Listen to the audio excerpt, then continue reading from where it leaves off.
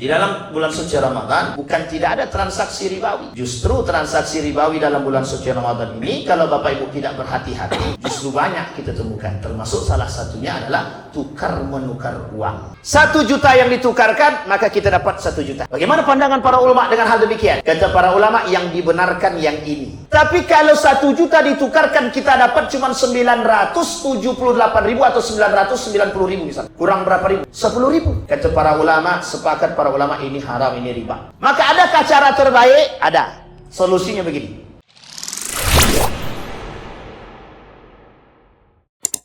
Menjelang Lebaran, ada tren di kalangan masyarakat yang dalam Ramadan ini, tren ini menjadi sebuah tradisi. Tapi terkadang harus diperhatikan benar atau salahnya, termasuk perbuatan-perbuatan demikian itu. Karena jangan sampai kita melakukan satu perbuatan yang tidak diridhai oleh Allah.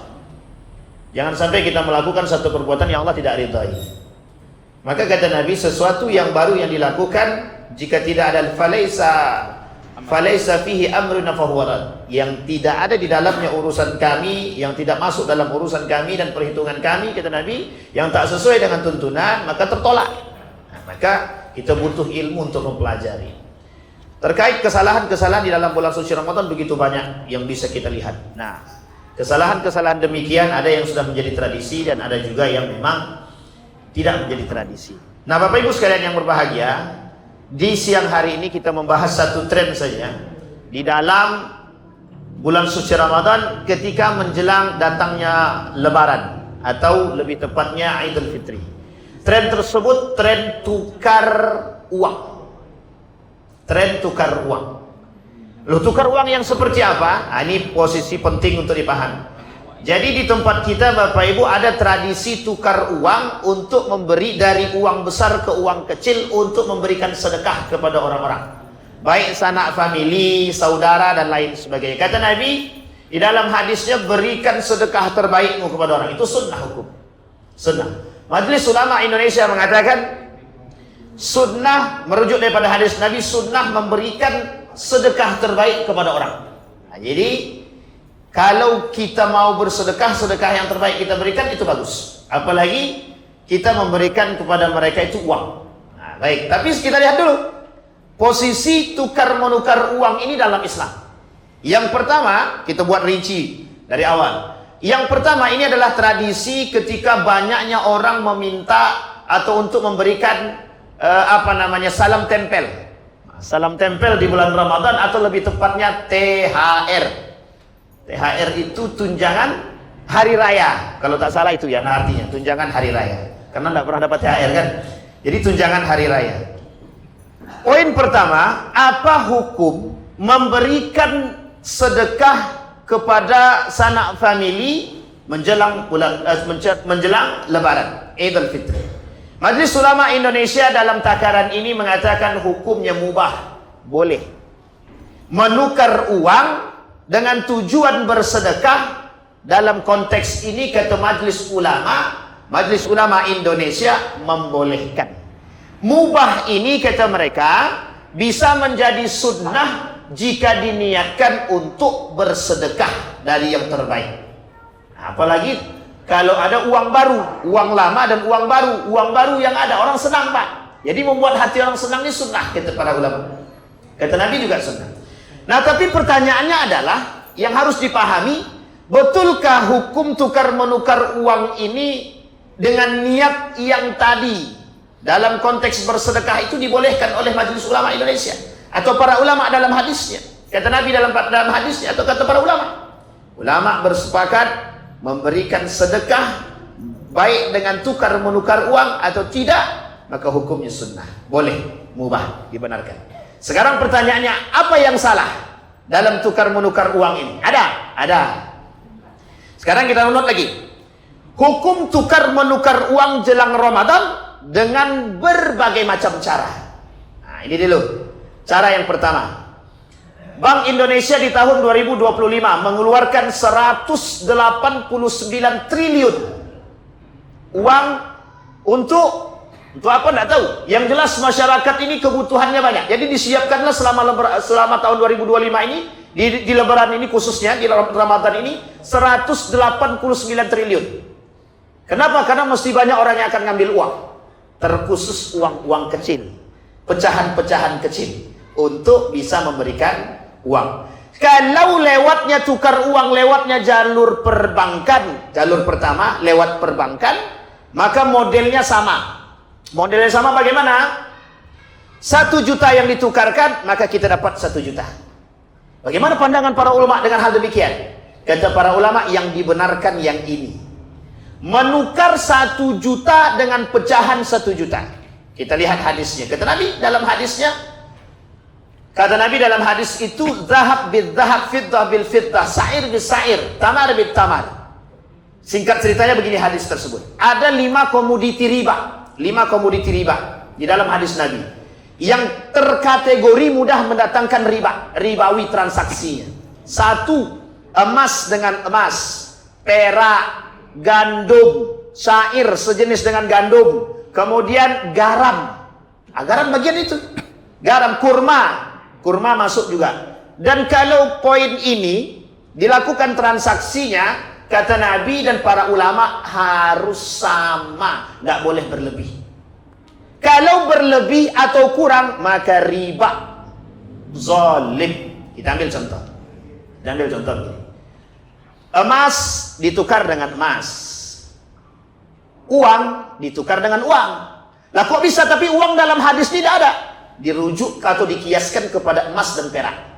Karena emas dan perak ini dulu sebagai alat sebagai pembackup mata uang, terkhusus rupiah. Jadi uang kita rupiah itu dulu di backup dengan emas. Setelah emasnya habis, di backup dengan perak. Perak habis, di backup dengan timah. Tidak ada arti.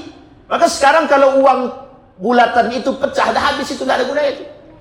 Kalau dulu masih mending itu 1996 atau 1995. Duitnya yang kita ada 500 rupiah warna kuning, itu yang tahun 1996 ke bawah, itu masih di backup dengan emas. Meskipun tak banyak. Makanya banyak dijadikan cincin pernikahan. Nah, kembali kepada poin tadi. Emas dengan emas, perak dengan perak, dikiaskan kepada alat transaksi tukar-menukar, atau lebih tepatnya uang kartal kita hari ini atau uang rupiah.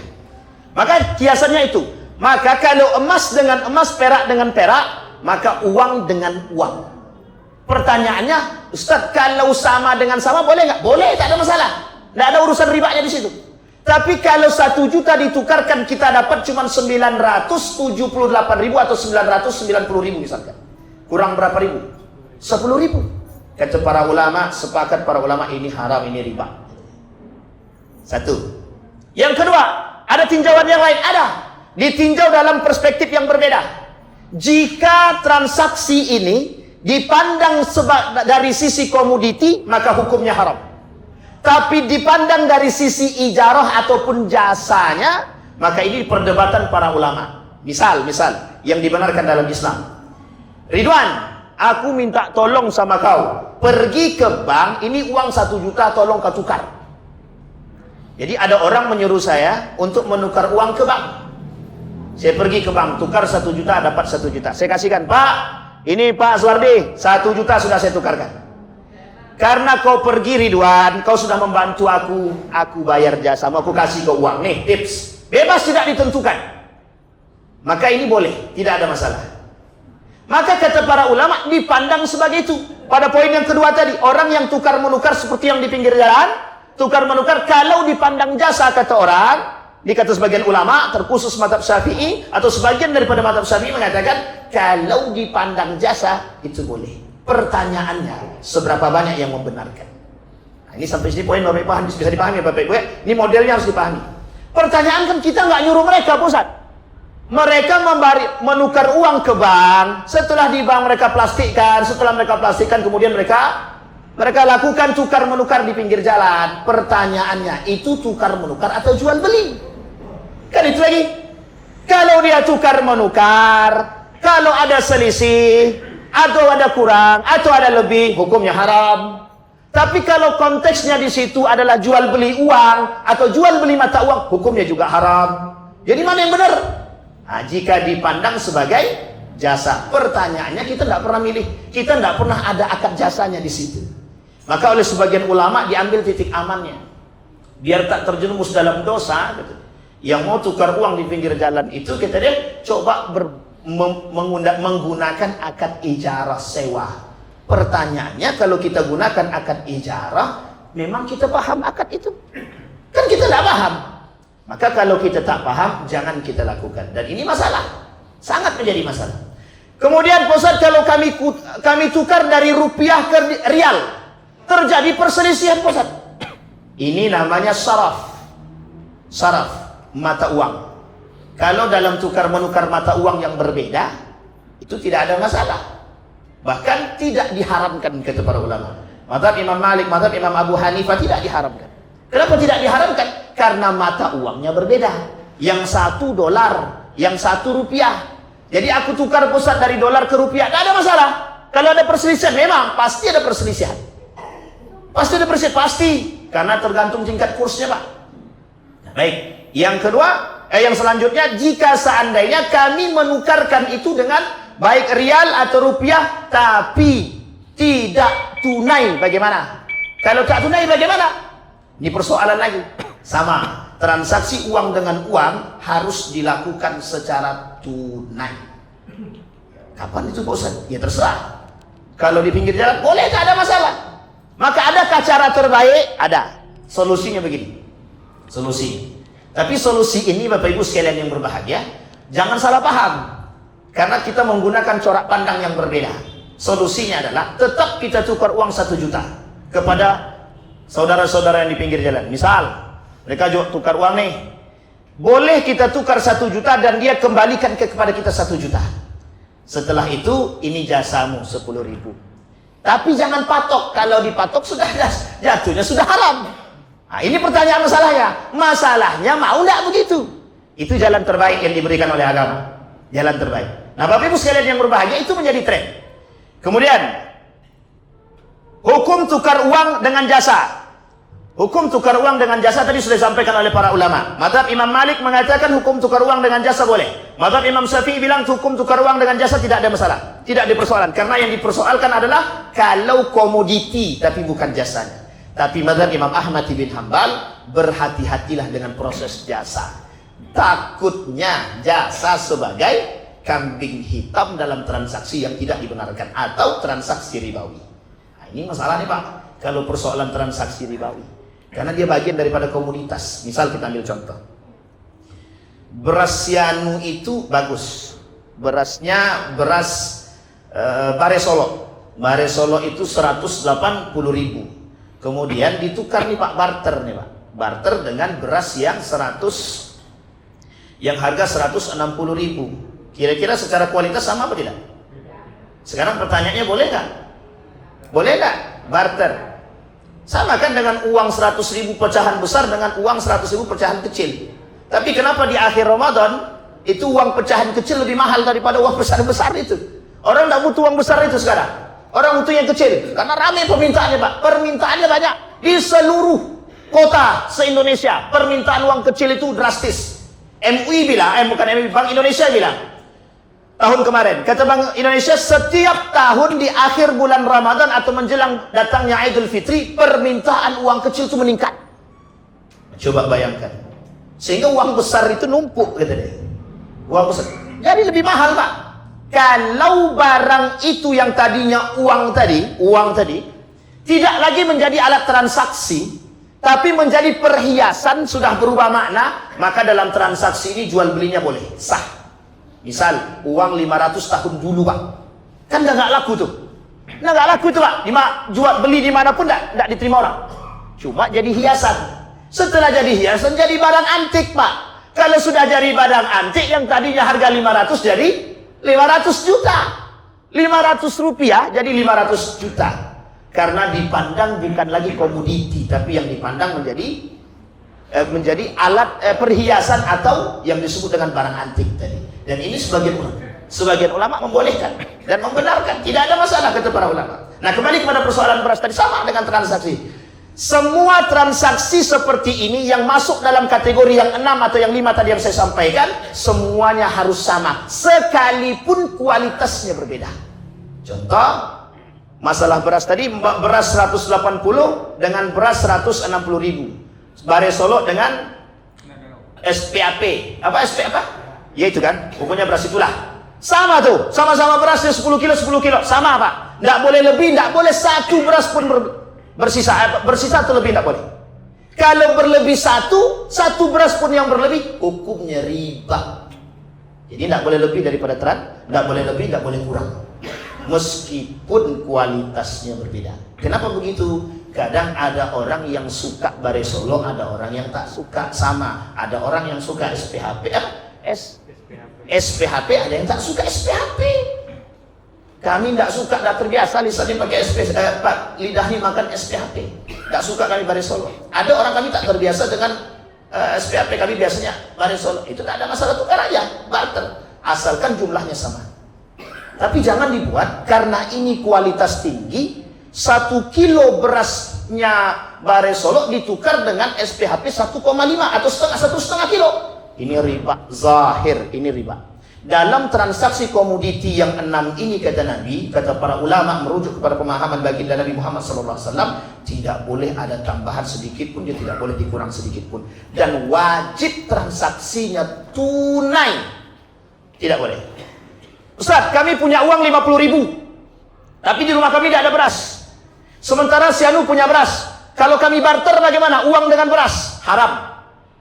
Nah terus solusinya bagaimana? Akadnya ganti, jadi jual beli. Saya jual beras saya 5 kilo ini, karena Bapak punya duit, Bapak belilah beras saya yang 5 kilo. Nah itu transaksi jual beli namanya Pak. Nah transaksi jual beli ini menyelamatkan orang daripada perbuatan transaksi riba dalam urusan baik uang maupun beras-beras ini Bapak Ibu dikategorikan kepada atau dikiaskan kepada makanan pokok daripada gandum, kurma dan syair di dalam hadis tadi. Jadi Bapak Ibu sekalian yang berbahagia, di dalam bulan suci Ramadan bukan tidak ada transaksi ribawi.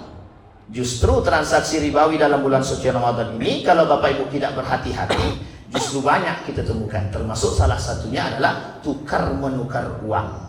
Nah, ini bisa dipahami Bapak Ibu, tradisi ini jangan kita jadikan satu tradisi yang biasa. Kalau bisa yang salah kita kesampingkan. Kita sampingkan. Tapi Pak Ustadz praktis lagi daripada kami harus ngantri di bank. Ya tergantung, kalau mau ngantri masuk neraka juga nggak ada masalah.